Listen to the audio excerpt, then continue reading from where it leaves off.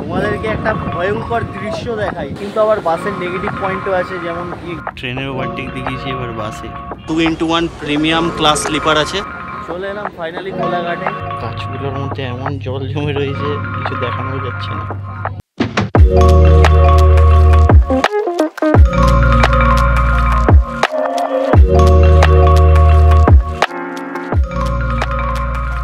তো বন্ধুগণ, তোমাদের সবাইকে স্বাগত আর একটা নতুন ব্লগে। আর আজকে হচ্ছে 19 জুলাই, এখন বাজে সন্ধ্যে 7টা। আর আজকে আমি যেতে চলেছি দীঘা। হ্যাঁ, তোমরা ভাবছো দীঘা আবার রাতে কেন বেরাচ্ছি, সকালে কেন যাচ্ছি না, অবশ্যই সবটা তোমাদের সাথে ব্লগে শেয়ার করব। আর এই ট্রিপটা সম্পূর্ণ আলাদা হতে চলেছে। বেসিক্যালি তোমাদের একটা আইডিয়া দেওয়ার জন্য এই ট্রিপটা আমার করা, যে তোমাদের মধ্যে অনেকেই উইকেন্ডের ছুটিতে 1 থেকে 1.5 দিনের জন্য দীঘা ট্রিপ করতে চাও, এটা মিনিমাম বাজেটের মধ্যে। তো আমার চেষ্টা থাকবে কিভাবে একটা দিনের জন্য 1000 টাকার মধ্যে দীঘা ঘোরা যায়, সাথে হোটেল, খাওয়া দাওয়া, ঘোরা, অ্যাক্টিভিটি সবকিছুই তোমাদের সাথে শেয়ার করব। তো চলো এবার বেরানো যাক। বন্ধুরা, চলে এলাম স্টেশনে।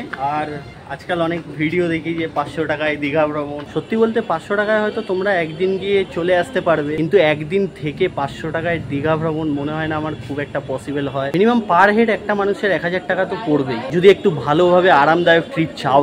তো এখন আমি আছি ব্যারাকপুর স্টেশনে। এখান থেকে যাবো এসপ্ল্যানেড ধর্মতলা বাস স্ট্যান্ডে। ওখান থেকে আজকে রাতের বাস ধরে যাব দীঘা। চলো বাসের একটা রাতের অভিজ্ঞতা তোমাদের সাথে শেয়ার করব। একদম দেখা হচ্ছে সিধা ধর্মতলা বাস স্ট্যান্ডে গিয়ে। তো বন্ধুরা, চলে এলাম দমদম মেট্রোতে।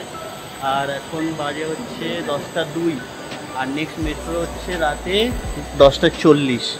আর এই যে আজকে আমাদের টিম, সমজিৎকে তো দেখেছোই, একেও দেখেছো পুরীতে, কিন্তু ওকে দেখোনি। ও আমাদের সাথে গেছিল শান্তিনিকেতনে। শান্তিনিকেতনের ব্লগ তো দিইনি, ওই জন্য তোমরা দেখোনি। বাকি এই দুজন কাকাকে তো দেখাই হয়েছে। কিসে না, শান্তিনিকেতনের ব্লগ বানাই। আর এখানে ছোট্ট একটা ইনফরমেশন দিয়ে রাখি, আমার মতে রাতে যদি তোমরা দীঘার বাস ধরো, তাহলে দমদম থেকে মেট্রো আসায় না থেকে শিয়ালদা থেকে ডাইরেক্ট বাস ধরে ধর্মতলা বাস স্ট্যান্ড যাওয়াই আমার মতে বেশি ভালো হবে। কারণ 9:55 মেট্রোর পর আবার কিন্তু মেট্রো সেই 10টা 40-এ। আর এইটা এই জন্যই তোমাদেরকে বলা, যদি কেউ কলকাতার বাইরে থেকে 11টার বাস বুক করে আসো, যেমন আমি ব্যারাকপুর থেকে গেছিলাম, সেক্ষেত্রে কিন্তু বাস মিস হয়ে যাওয়ার 200% চান্স থাকবে। তো এটা অবশ্যই মাথায় রেখো। মোবাইলটা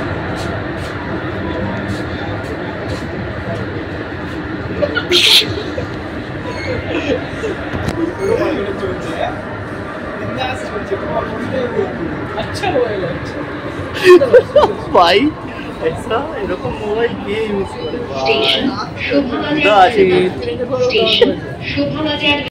সেই 9টার সময় বাড়ি থেকে বেরিয়েছিলাম, 10টার সময় দমদমেও চলে এসেছিলাম, কিন্তু এখন বাজে 10টা 56। কি করা যাবে? ফাইনালি 10টা 40-এর গাড়ি সাকসেস হলো।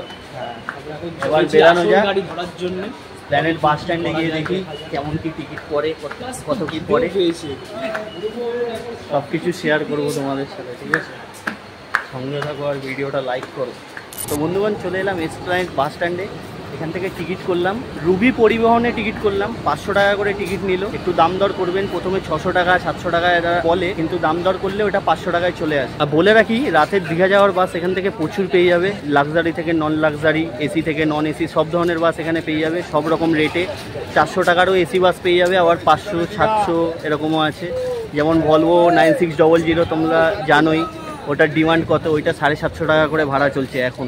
হ্যাঁ জানি, এবার তোমরা আমায় বলবে তুই তো বলেছিলি 1000 টাকায় ট্রিপটা করবি। তো সেই ক্ষেত্রে বলে রাখি, লাক্সারি বাসের জার্নি কতটা কমফোর্টেবল সেটারই তোমাদের একটা এক্সপিরিয়েন্স শেয়ার করার জন্য এই বাসের টিকিট কাটা। সাথে এটা আমারও প্রথমবারের অভিজ্ঞতা, এর আগে কোনোদিন লাক্সারি বাসে জার্নি করিনি। তো তোমাদেরও যে এই বাসেই যেতে হবে এমনটা কিন্তু নয়, তোমরা এখানে সব রেঞ্জের নন এসি, এসি বাস পেয়ে যাবে। আর ট্রেনে গেলে তো আরো অনেক কমে হয়ে যায়, সেক্ষেত্রে 105 টাকাতেই তোমরা দীঘা পৌঁছে যাবে। তো চলো এবার তোমাদের বাসটা দেখাই।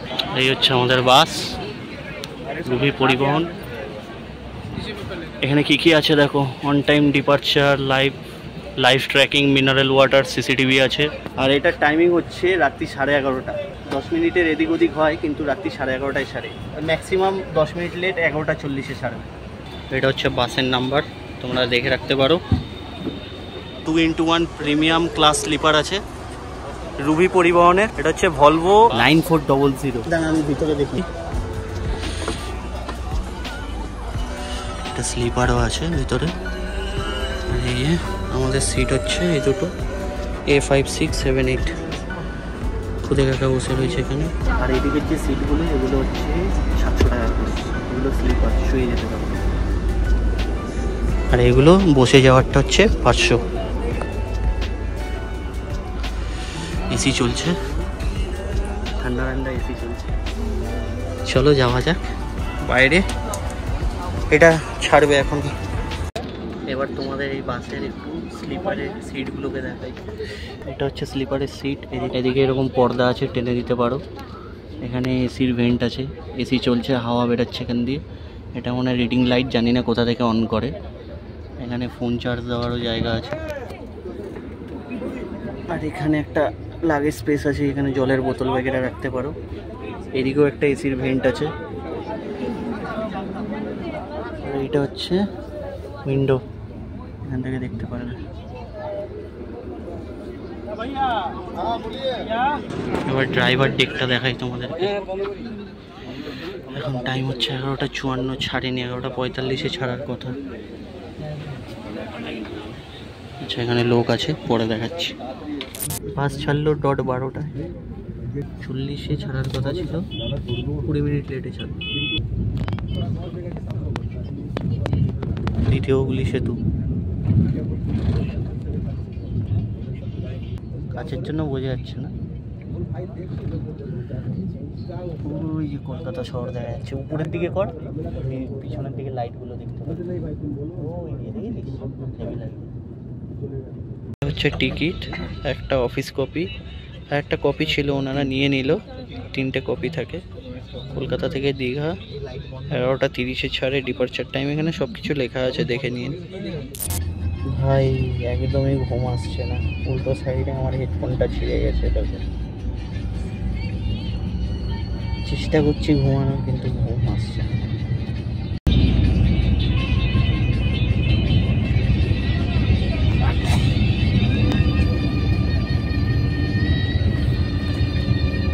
ঘড়িতে এখন 1:35, বাস অলমোস্ট কোলাঘাটের কাছাকাছি ঢুকে গেছে।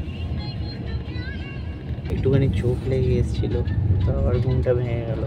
আর কি, এরকমভাবে জার্নি করতে হবে আজকে। আরে দেখো চাঁদটা কি সুন্দর উঠেছে।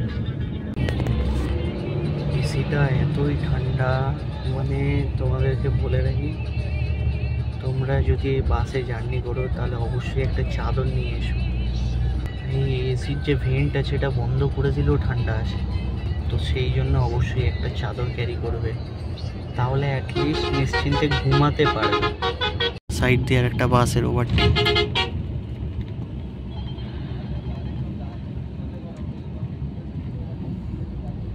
ট্রেনের ওভারটেক দেখিয়েছি, এবার বাসের। সাগর কি, সাগর কন্যা, দুজনে প্যারালালি রেস চলছে। বাসু ট্রাভেলস, বাস অলমোস্ট 70-80 এরকমই চলছে, কখনো 70 কখনো 80।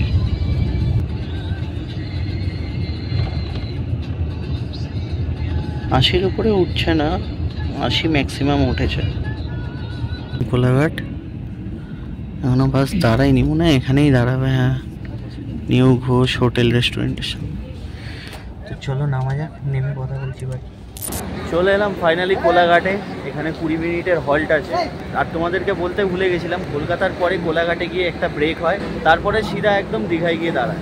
তো বন্ধুরা কোলাঘাট ছাড়লো, জাস্ট কোলাঘাটের ব্রিজ ক্রস করলো।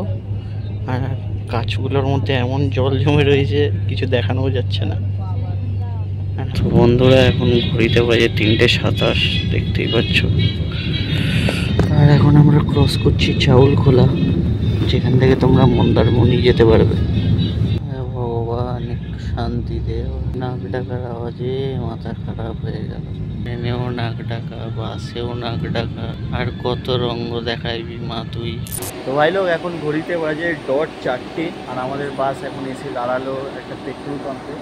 এখান থেকে ফুল ট্যাঙ্ক হবে, তারপরে আবার এখান থেকে বেরাবো। আর আমরা এখন আছি অলমোস্ট কাথির কাছে, আর হাইওয়ের ধারেই। আর সত্যি বলতে ঘুমানোর অনেক চেষ্টা করলাম, কিন্তু ঘুম হলো না, কোনো রকমভাবেই ঘুম হলো না। দেখো বাসে জার্নি করার একটা সুবিধা আছে যে সকাল সকাল ভোর ভোর তোমরা পৌঁছে যাবে, ওখানে গিয়ে দীঘায় গিয়ে পুরো দিনটা পাওয়া যায়, যেটা সকালে ট্রেন ধরলে অলমোস্ট হাফ বেলার পরে গিয়ে পৌঁছায়। কিন্তু আবার বাসের নেগেটিভ পয়েন্টও আছে, যেমন কি ঘুম হয় না, ঠান্ডা লাগে মারাত্মক, বিশেষ করে ওই যে ভেন্টি এসির হাওয়াটা আসে। তো ওই জন্য একটা চাদর অবশ্যই ক্যারি করো যদি বাসে জার্নি করো, তাহলে ওই অসুবিধাটা আশা করি হবে না। বাকি দেখা যাক কখন ছাড়ে। ফাইনালি ইটস কাঁথি পৌঁছলো বাসে। দেখো এটাকে বলে জুগার।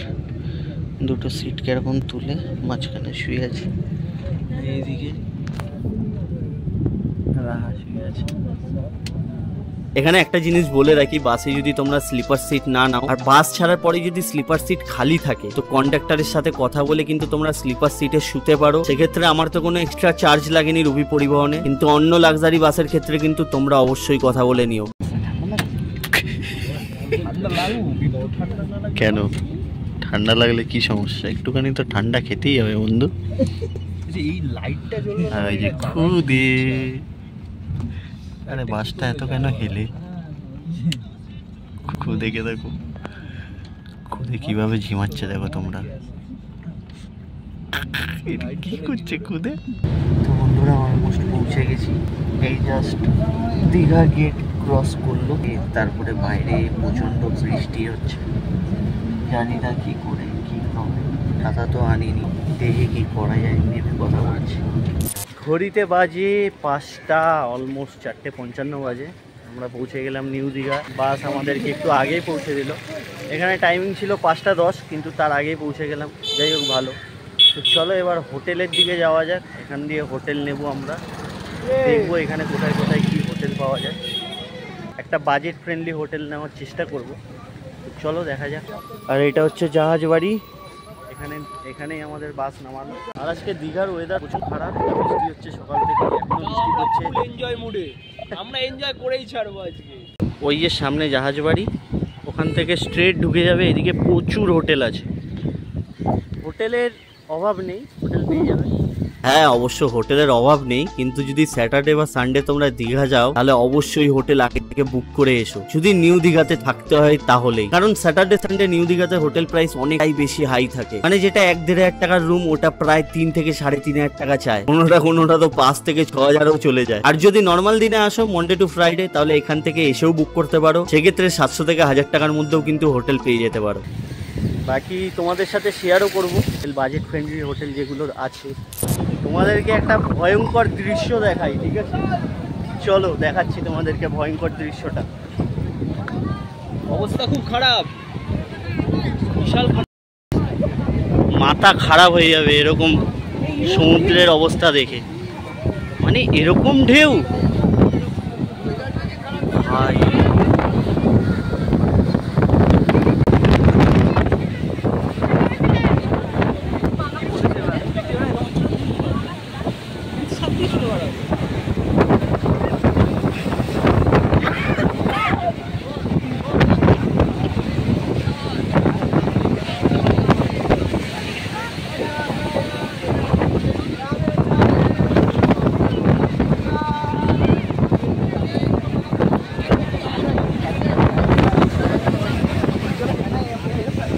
সমুদ্র পুরো পাগল হয়ে উঠেছে আজকে,